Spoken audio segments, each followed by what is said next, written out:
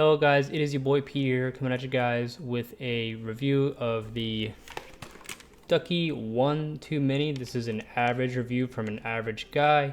If you're an average person, it's perfect for you. So this is a solid board. I've used it for 5 years. As you can see, it is stylish. Got a lot of RGB features, macros, and it's quick, it's sleek. Going into the RGB features, it's got a lot. It's got the iconic wave feature that you saw. It's got a kind of like a color spectrum fade feature, just like a regular color fade feature.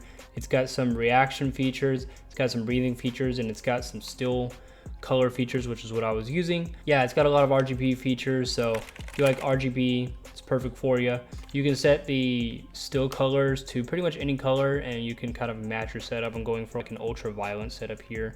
So let's get into the pros. Keyboard does not feel cheap at all. I'm sorry, it's a little dirty. After 5 years, I'm finally switching keyboards. As you can see, this thing has taken a beating, but it is a plastic board, but it does not really feel cheap at all. It's not an aluminum board, of course, but it kind of does have a nice heavy feel to it. Not very, very heavy, but not bad at all.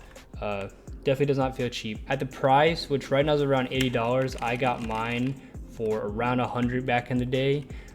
It's not cheap at all. You're pretty much gonna get what you paid for in terms of quality. Moving on to more pros, it does have a lot of modes for different binds and macros, things like this. You're able to switch between multiple profiles if you want a button to do different things, or you want to set a macro. I did this for Fortnite back in the day. It's very good for that. This thing is sleek, it's small, it's very easy to maneuver for small hands like mine. I've got maybe like 7-inch hands. I'm a small dude. So this is one of the reasons I picked this keyboard out, besides me being a massive T-Food fan back in the day.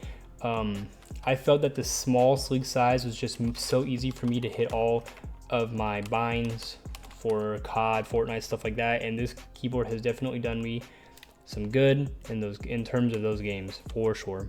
It's an overall pretty quick board, as you can see. It's a small little guy, perfect for just quickness, speed, stuff like that. Also, just like pretty much any major board, it can be modded. I'm not a modder when it comes to keyboards, so I'm not gonna talk about that, but yeah, just know that. All right, so moving on to the cons here. The cons are pretty much just for its size / format here. It is a 40% keyboard. I wish it was something I would have taken into account when I was shopping for keyboards back in the day, because I don't only game, I do a lot more than just gaming. Ducky does make a 60% full size, etc. Wish I probably would have dove into the 60%. I didn't want all the extra bullshit that a keyboard does come with, like the number pad and a lot of the extra stuff, which is why I'm moving to a 65% whenever my new keyboard comes in. But yeah, I would say the biggest con about this board is it is simply like oriented towards gaming. It is mainly for gaming. So if you're gonna do other stuff, this keyboard can kind of come at a pretty big inconvenience. For example, I design, I video edit, recording, streaming, and I emulate. So stuff like this, this board can kind of be your Achilles heel, because you're gonna have to use this function key a lot. And as you can see, there's no arrow keys, so you have to use a function key in the IJKL for arrow keys. And this can be a real pain, especially when video editing. I'm not gonna lie, this thing does kind of bother me whenever I video edit.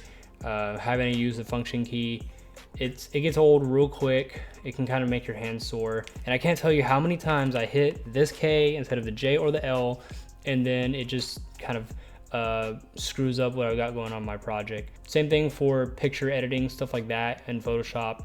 Having no arrow keys is a pain. And same thing whenever you want to like play, I don't know, different games, you want to mod, you want to edit, whatever. Not having the function keys can really be annoying. Sometimes the F keys are by default a bind, and sometimes other games have keys that are not here that are default by bind, and you have to look up, okay, what do I click for this?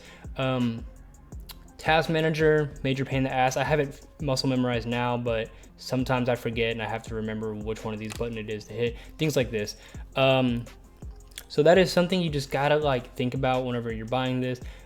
If you think you can work around that and you really want something super solid for gaming, would totally recommend this board.